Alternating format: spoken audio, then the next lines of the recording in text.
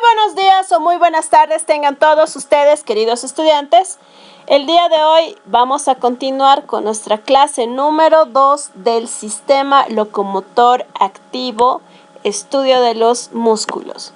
Sí, pero antes de continuar con los conceptos, los cuales están destinados para el día de hoy, algo que es cotidiano dentro de nuestras clases es realizar la repetición ignaciana.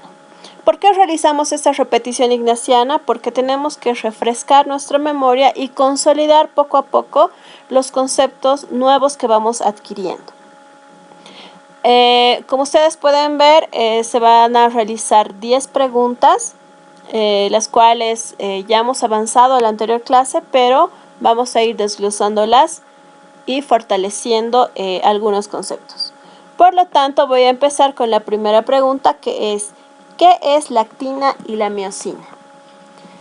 Bien, como habíamos hablado en la anterior clase, la actina y la miosina son proteínas, son moléculas de proteínas, las cuales se interdigitan entre ellas a lo largo de toda la fibra muscular, ¿no es cierto? Entonces, por eso, es por esta razón que se aprecian diferentes bandas o discos, los cuales algunos son de color más claro y otros son de color un poco más oscuro, los cuales se van a ir alternando, ¿no es cierto? Entonces se puede ir diferenciando las diferentes fibras existentes y también inclusive la dirección de las fibras, ¿no es cierto? Gracias a estas diferentes tonalidades, gracias a la interdigitación, digámoslo así, de estas proteínas.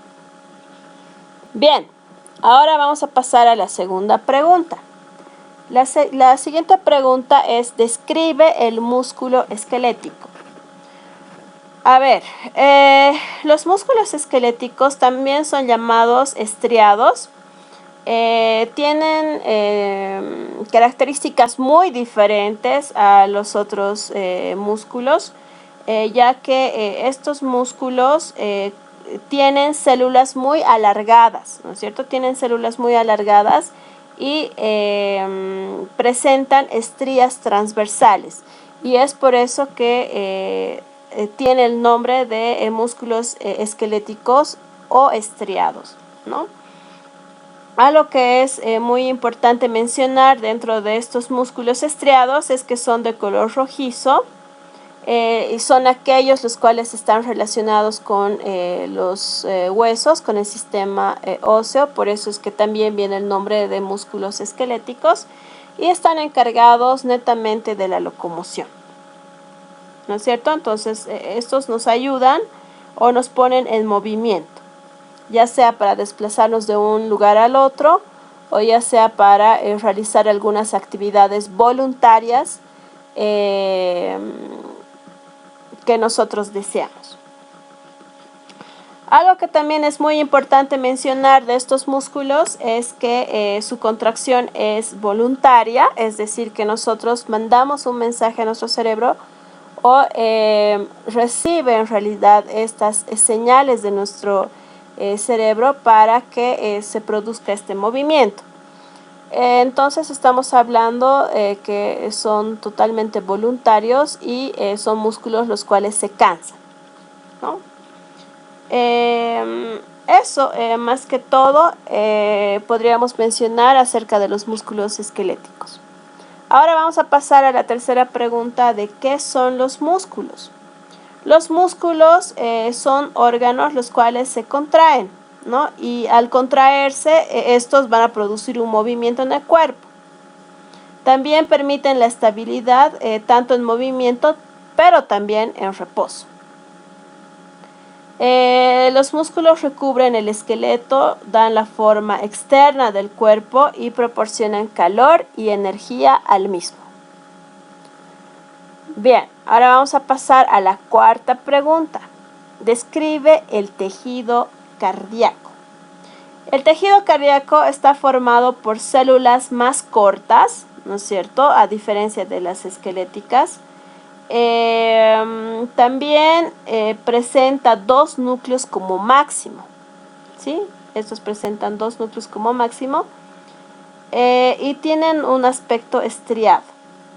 Dentro de este músculo cardíaco se cuentan con discos intercalares, los cuales unen a las células y proporcionan mayor adhesión al tejido, pero también una mayor, ¿qué les podría decir? Una rápida conexión, digámoslo así, entre células.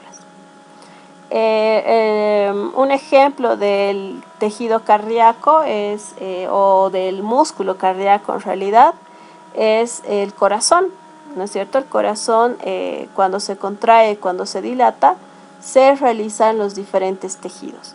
Gracias a este órgano tan importante, nuestra sangre nuestras venas lleva la sangre a todas las partes de nuestro cuerpo y por ende, por medio de la sangre, lleva todos los nutrientes necesarios a todas y cada una de nuestras células. ¿Sí? Porque todas y cada una de nuestras células necesitan estos nutrientes. Entonces, gracias al corazón es que se puede llegar a los lugares más alejados, ¿no? Bien, ahora, la siguiente pregunta. ¿Cuál es la función principal de los músculos? La función principal de los músculos es la de contracción, ¿no es cierto? Esto se contrae y luego se dilata. Gracias a esto forma diferentes movimientos, ¿no es cierto? Por ejemplo, en el caso del músculo cardíaco, esos movimientos va a hacer que exista un latido. En el caso de los músculos lisos, esos movimientos va a hacer que, por ejemplo, en el tubo digestivo, el alimento vaya bajando lentamente hasta el estómago.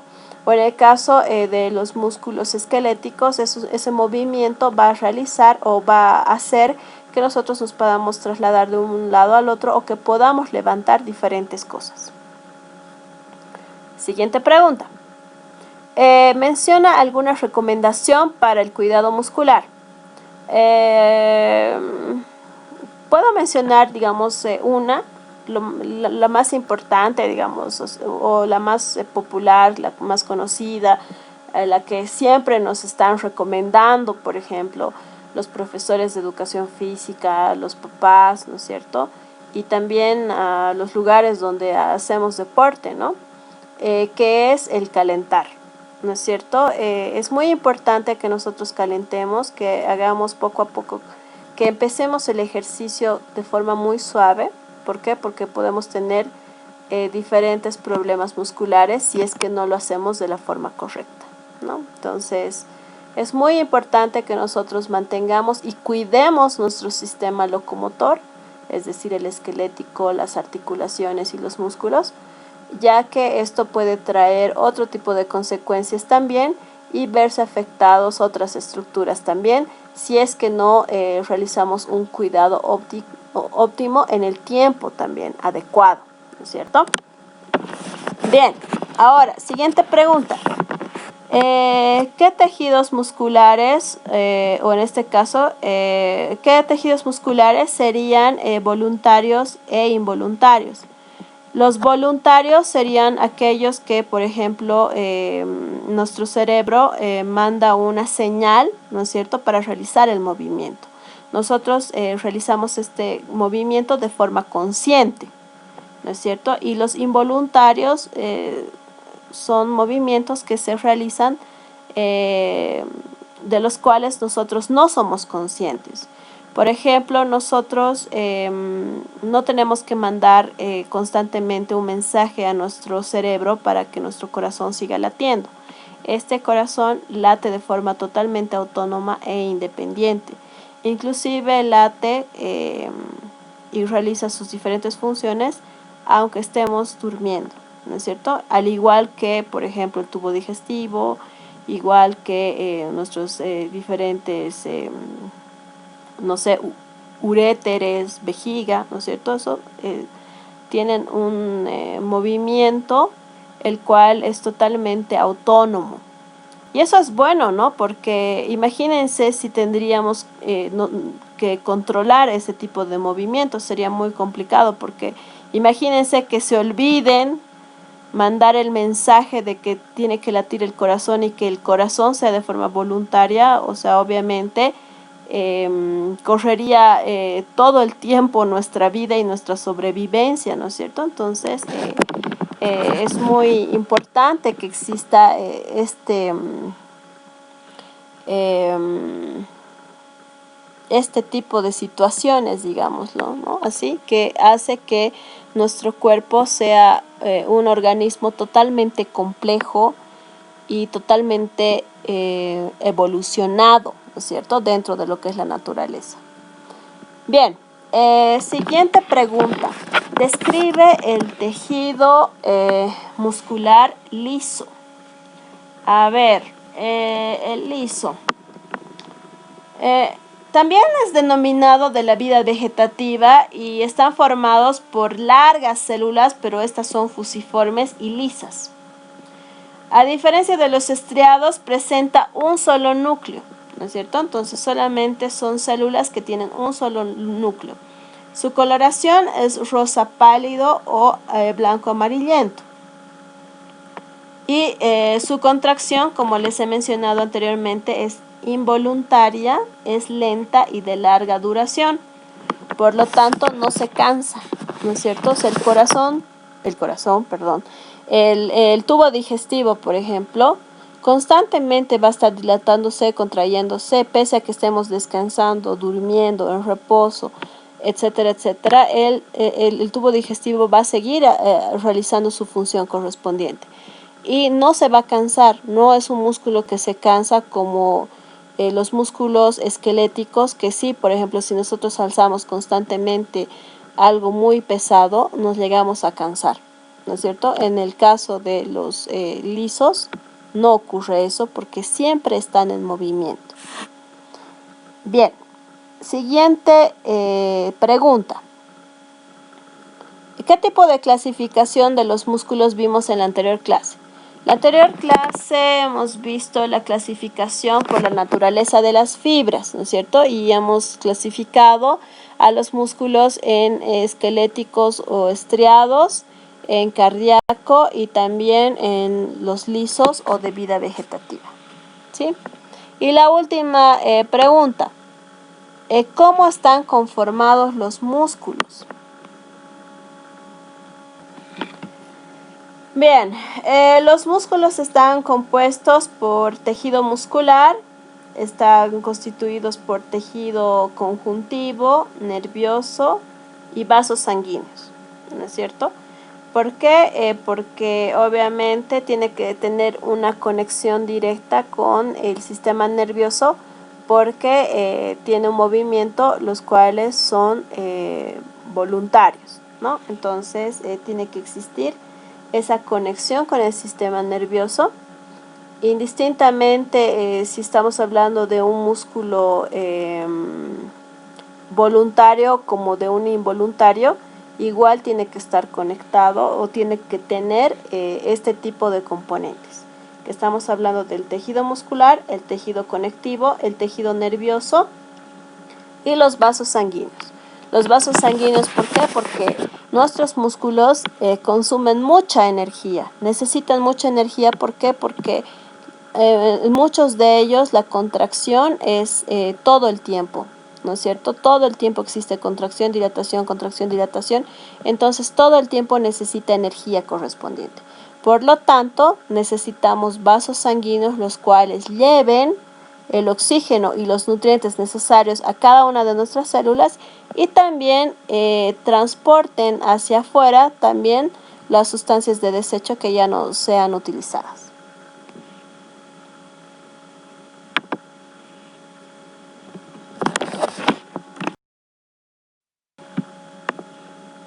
Bien, ahora vamos a hablar acerca de la segunda clasificación de los músculos, ¿no es cierto? Ya hemos visto en el capítulo anterior, en la clase anterior, hemos visto por la naturaleza de sus fibras y ahora vamos a hablar de la clasificación por la forma, ¿sí? Por la forma de las fibras existentes. Y estas pueden ser principalmente largos, anchos y cortos.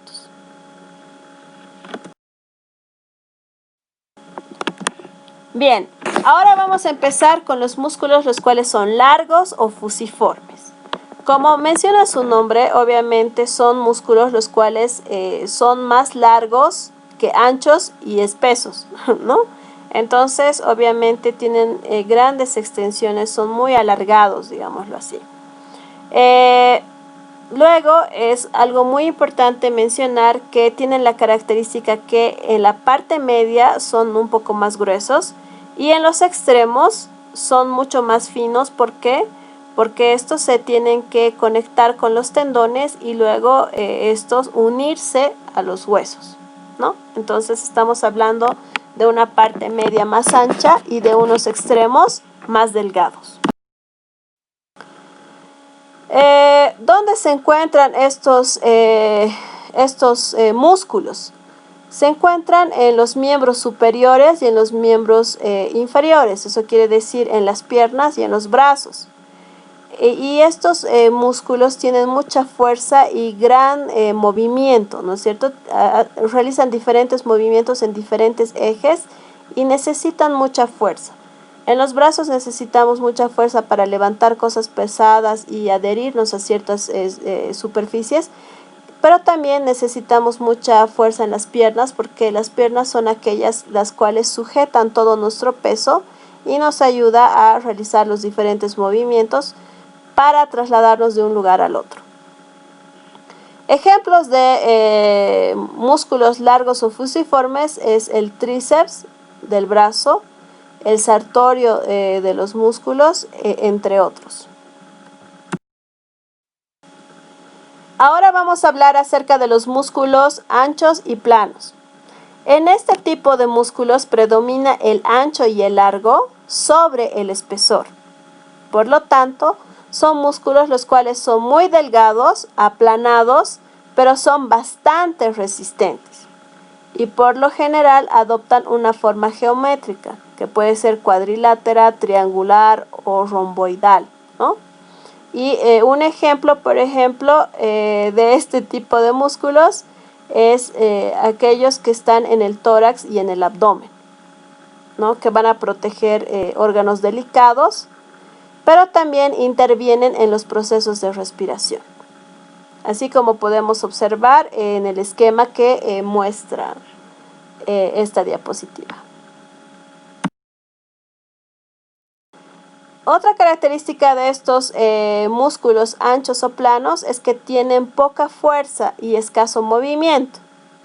Se los encuentra revistiendo las paredes de la cavidad torácica, abdominal y pélvica, ¿no es cierto? Entonces se encuentra en la parte del tórax, en la parte del abdomen y también en la parte pélvica.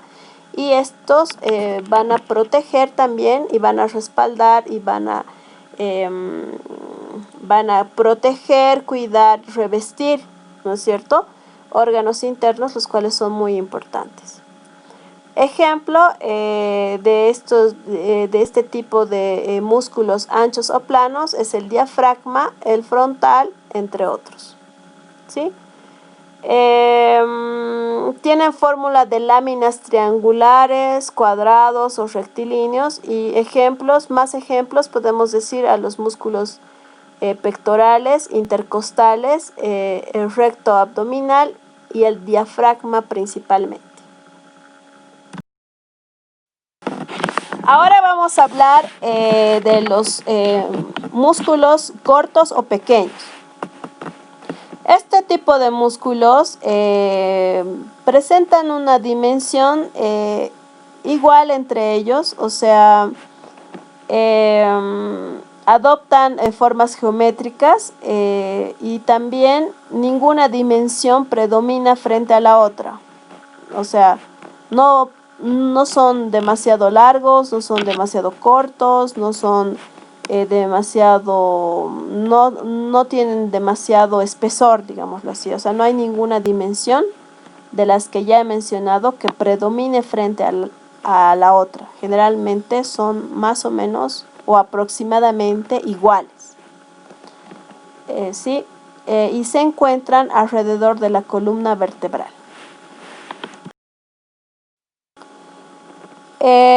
También se los encuentra rodeando las articulaciones o bien en las partes del organismo donde los movimientos son de poca extensión, pero que exigen mucha fuerza. Ejemplo, el deltoides de la región del hombro, el piramidal del sacro, etc. ¿No es cierto? Entonces ahí nosotros tenemos diferentes músculos cortos, los cuales nos van a ayudar a realizar diferentes movimientos, pero son de poca extensión, ¿no es cierto? Pero altamente fuertes. Otros tipos de músculo son aquellos que tienen en forma de anillo, como los esfínteres. Por ejemplo, el esfínter anal o el esfínter uretral, ¿no es cierto? Entonces, esos músculos, por ejemplo, son en forma de anillo. ¿Sí? Entonces, tienen esa estructura también, la cual es diferente a las ya mencionados anteriormente. Otro tipo de músculos por su forma son los orbiculares. Los orbiculares son de forma circular, pero tienen una abertura en su interior. Ejemplo, los labios y también los párpados, ¿no? Por ejemplo, los párpados van a ayudar a que nosotros podamos abrir y cerrar los párpados y exista una lubricación para nuestros ojos, ¿no es cierto? O también estos músculos o estos orbiculares en los labios van a ayudar a que nosotros podamos abrir y cerrar nuestra boca, ya sea para hablar, ya sea para cantar y también para alimentarnos.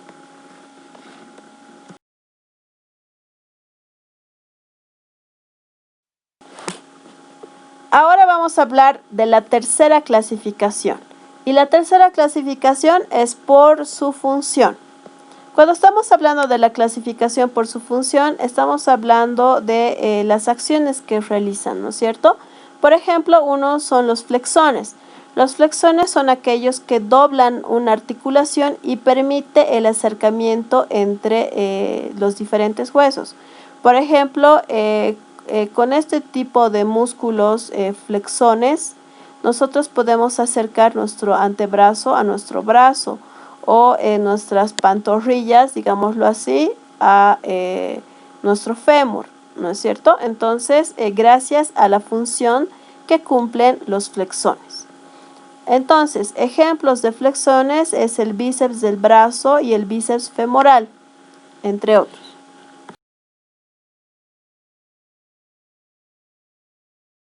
De músculos por su función son los extensores. Los extensores realizan la acción contraria a los flexones, ¿no es cierto?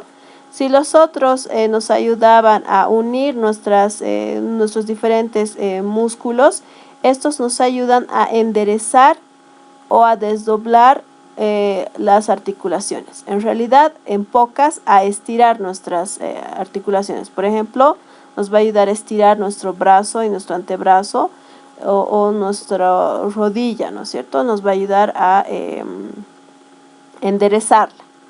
Ejemplo de los extensores es el tríceps del brazo y el cuádriceps crural de la pierna, ¿no?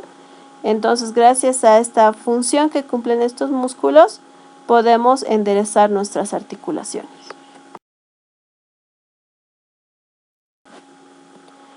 Otro tipo de músculos por su función son los depresores. Los depresores son aquellos que permiten bajar una parte u órgano del cuerpo. Por ejemplo, la lengua, ¿no es cierto? Nosotros la lengua, hay diferentes músculos que nos van a ayudar a bajarla o a elevarla, que es lo contrario de los músculos depresores. Ejemplo de músculos depresores es el digástrico y el miloioideo, ¿no es cierto? Nosotros podemos observar en las diferentes imágenes dónde se encuentra el músculo miloioideo, ¿no es cierto? Que está en la parte del maxilar inferior. Luego están los elevadores. Los elevadores son lo contrario de los depresores. Permiten levantar una parte u órgano del cuerpo, por ejemplo, el macetero y el temporal. El macetero es el que conecta nuestra mandíbula inferior con la parte de nuestra cara, pero por el músculo temporal, ¿sí? Que nos ayuda a masticar. Ustedes saben que existe ahí una articulación, pero nosotros necesitamos mucha fuerza. ¿Por qué? Porque tenemos que masticar, tenemos que triturar, tenemos que desgarrar nuestros alimentos. Entonces necesitamos gran fuerza en ese sector. Necesitamos que la articulación sea buena y también que existan músculos los cuales sean muy fuertes para que nosotros podamos alimentarnos de forma correcta, ¿sí? Entonces aquí pueden ver los músculos elevadores, que está conformado por el temporal, que se encuentra en la región temporal, y también en el macetero. Entonces ellos se van a encargar de realizar el proceso de lo que es la masticación. Luego están los abductores. Los abductores son aquellos que alejan o separan de la línea media del cuerpo. Por ejemplo, está el abductor pulgar, ¿no es cierto? También tenemos abductores en la parte de nuestros muslos, ¿no es cierto? En las piernas. Y gracias a estos aductores, por ejemplo, en el dedo pulgar, nosotros podemos tener un buen movimiento en nuestro pulgar. Podemos flexionarlo, extenderlo, elevarlo, bajarlo, ¿no es cierto? ¿No? Entonces, podemos tener muchos movimientos gracias a estos músculos abductores, los cuales se encuentran en esta región. Luego están los aductores. Los aductores son los que acercan alguna parte u órgano hacia la línea media. Los anteriores los separaba, en cambio estos los acercan. Por ejemplo, los aductores del muslo, ¿no? Entonces existen diferentes aductores del muslo, los cuales realizan esta función. El de acercamiento de una parte u órgano hacia la línea media del cuerpo. Ahora vamos a ver los pronadores. ¿Cuáles son los músculos pronadores? Son los que hacen girar la palma de la mano hacia abajo, ¿no es cierto? Por ejemplo, el pronador redondo del antebrazo, ¿no es cierto? Gracias a los pronadores nosotros podemos realizar el proceso de pronación.